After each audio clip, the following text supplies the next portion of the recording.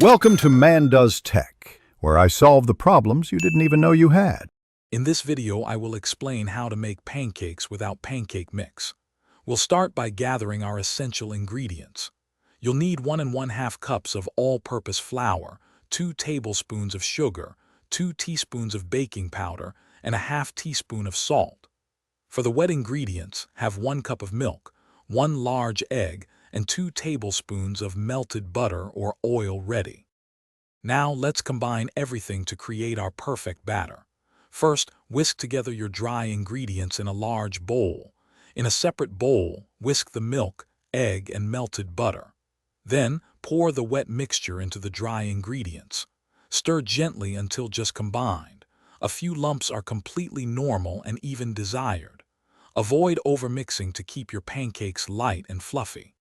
Now let's cook these beauties. Heat a lightly oiled griddle or non-stick pan over medium heat. Pour about 1/4 cup of batter for each pancake.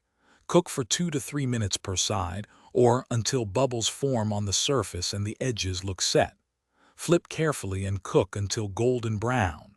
Don't overcrowd the pan. Cook in batches if necessary. To keep your pancakes warm, place them on a baking sheet in an oven set to about 200 degrees Fahrenheit while you finish cooking the rest.